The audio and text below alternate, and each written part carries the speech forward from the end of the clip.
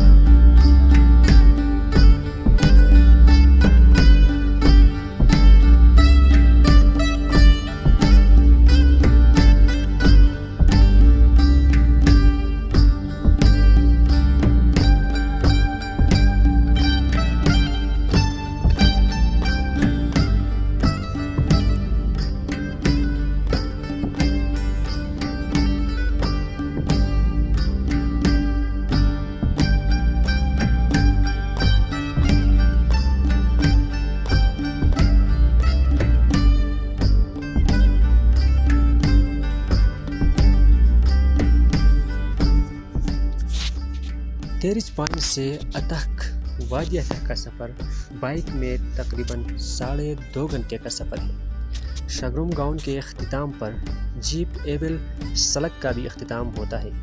وہاں سے آگے شگروم غاری یعنی اتح ویلی تک پہنچنے کے لیے آپ بائک میں اپنا سفر جاری رکھ سکتے ہیں۔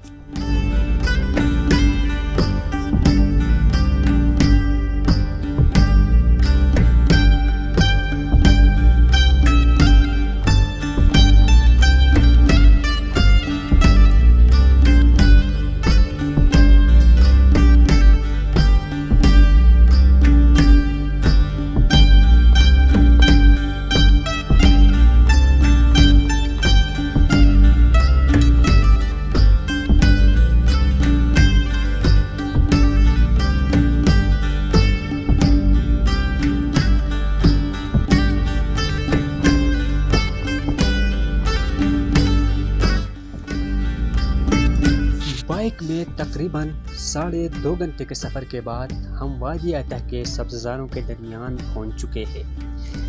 ہمارے کچھ دوست جو انتظامات کے لیے پہلے آئے تھے ہم سے پہلے، انہوں نے ہمارے کیمپنگ یہاں سے تھوڑا آگے کی ہے، لیکن ہمارے بائک گرم ہو چکے ہیں، اسی لیے ہم نے فیصلہ کیا کہ ہم بائک یہاں چھوڑیں گے اور یہاں سے 5-10 منٹ پیدل چل کر اپنے کیمپ کی جگہ تک جائیں گے۔ اگر آپ چاہیں تو یہاں سے اپنا بائک 5-10 منٹ آگے بھی لے جا سکتے ہیں۔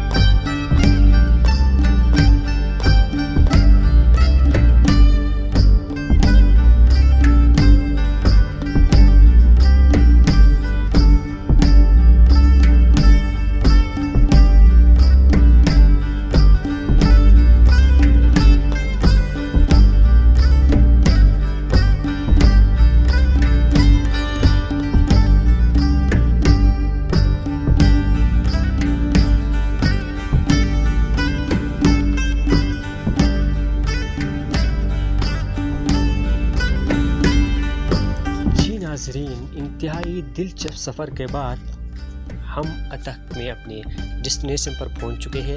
ہمارے دوستوں نے پہلے سے اپنا کیمپس یہاں لگا چکے۔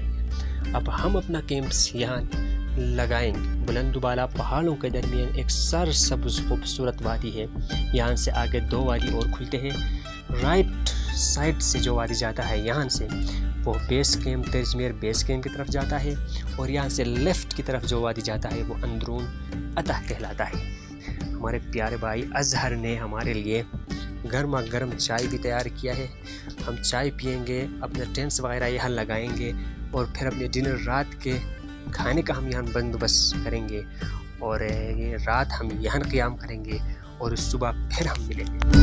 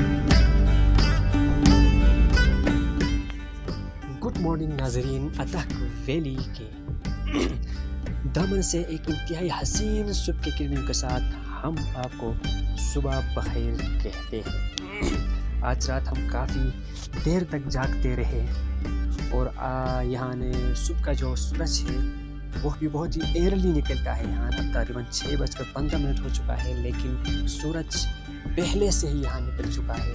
انتہائی خوبصورت موسم ہے، اور یہاں ٹھنڈ بھی بالکل نہیں ہے۔ جب آپ یہاں آئیں گے تو ٹھنڈ سے بالکل نہ گھبرائے، کیونکہ ہم رات تقریباً 2 بجے تک یہاں باہر گھاس میں بیٹھے رہے۔ یہاں سردی بالکل نہیں ہے۔ عموماً پہاڑوں میں جب آتے ہیں تو رات کے وقت اور صبح کے وقت جو تیز ہوا چلتا ہے، وہ تیز ہوا یہاں ہوا نہیں چلتا، اس لیے موسم یہاں بالکل بھی ٹھنڈ بالکل بھی نہیں ہے۔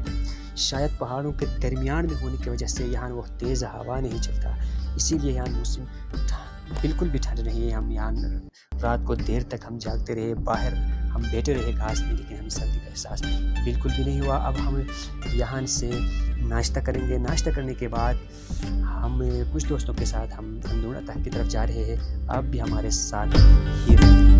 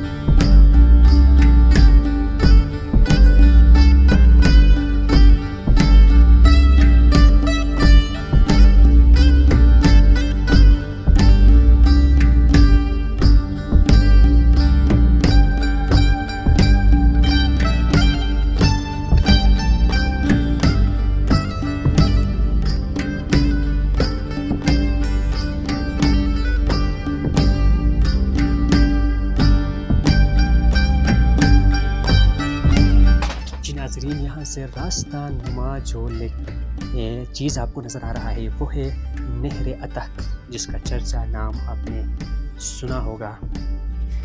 اس کا مقصد تھا یہاں سے پانی لے جانا اور تحصیل ملکوں کو سیراب کرنے کے لیے یہاں سے پانی لے جانا تھا۔ کئی سال پہلے اس منصوبے کا آغاز ہوا، اس میں کروڑوں نہیں شاید اربوں روپے خرچ ہوئے، لیکن ابھی تک یہ منصوبہ مکمل نہیں ہوا ہے اور آئندہ بھی اس کے مکمل یا کامیاب ہونے کے چانسز ہمارے نزدیک بہت کم ہے، کیونکہ یہاں سے جو چینل کا جو آخری اینڈ جو ہے سرورا جو ہے وہ جہاں پہنچتا ہے، وہاں جولائی کے آخر تک وہ جگہ برف سے ڈھکا رہتا ہے، وہاں جولائی کے آخر تک برف نہیں پگھلتا۔ اور دوسری بات یہ ہے کہ یہاں چینل جو ہے یہ نہر جو ہے یہ بہت اوپر سے گزرتا ہے اور پانی کا بہاؤ بہت نیچے رہتا ہے۔